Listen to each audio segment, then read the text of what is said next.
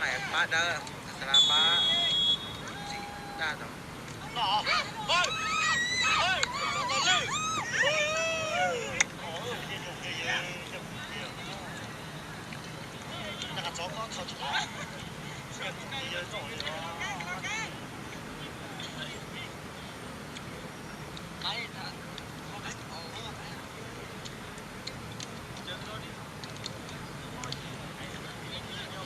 nó là chẳng qua đi mất sẵn không hay đúng mà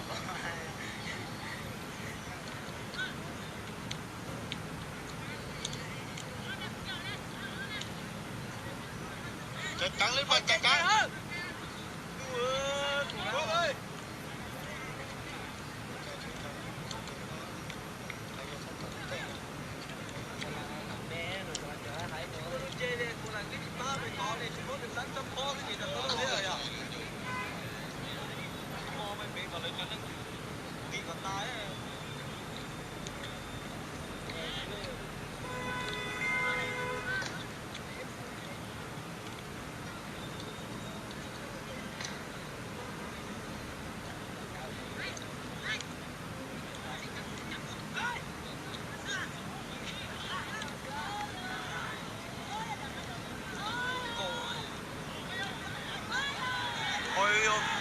đang ná hả? Làm đó.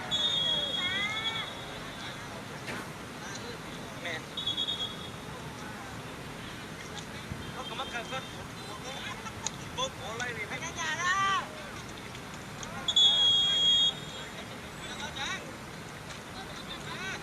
Sao mày mà nó o sụn nó thì một bé chứ.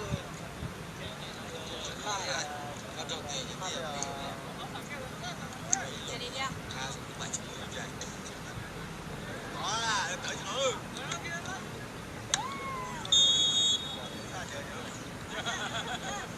Đột sáng vô đi.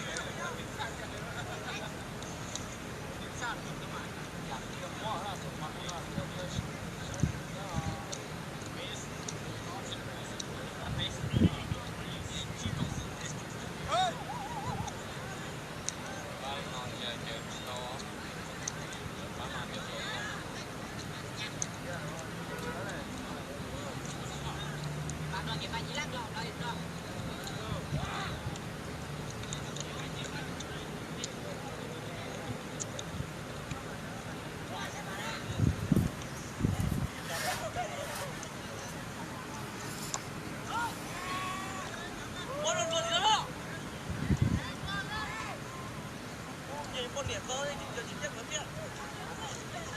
Cái sự là chỉ có điểm đấy à. Có sự. Có thể à.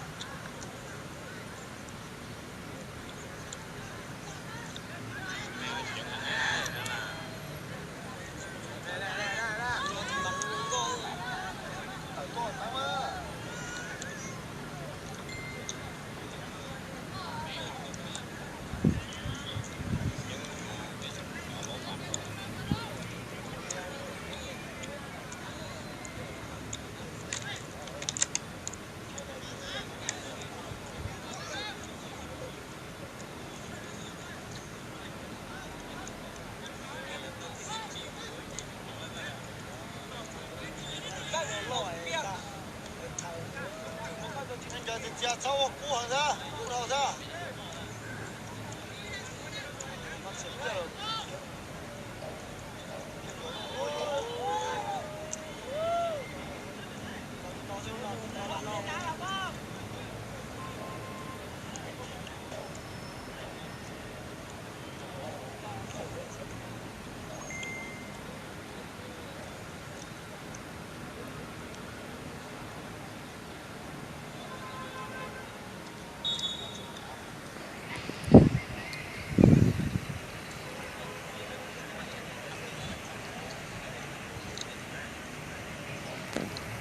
Là nó chỉ phải có sống cái mày sống rồi thôi là chưa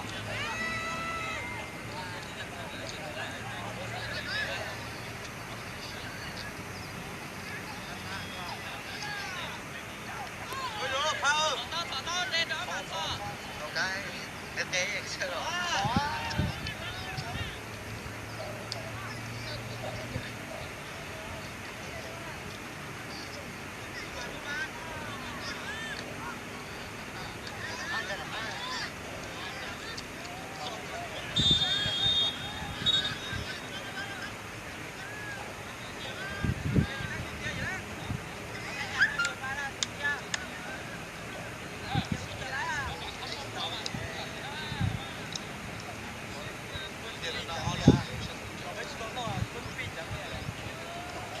thì tao nghe thì tao nói gì nữa không thấy nó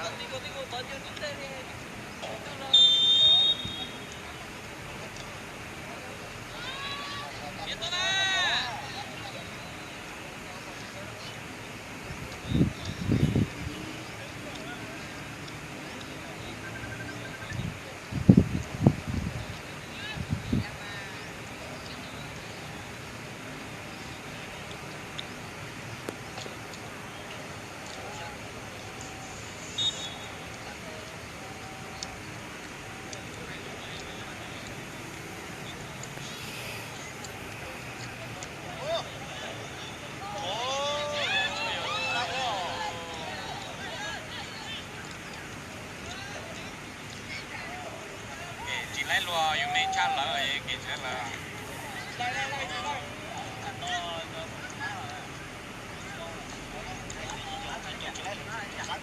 dạ dạ này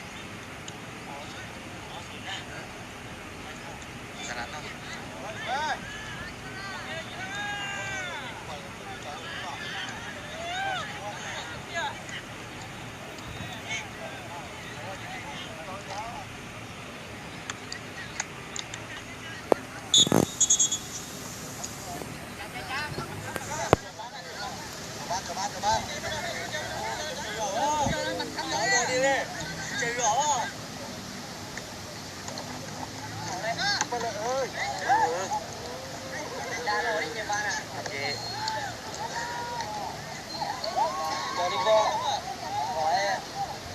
sư luôn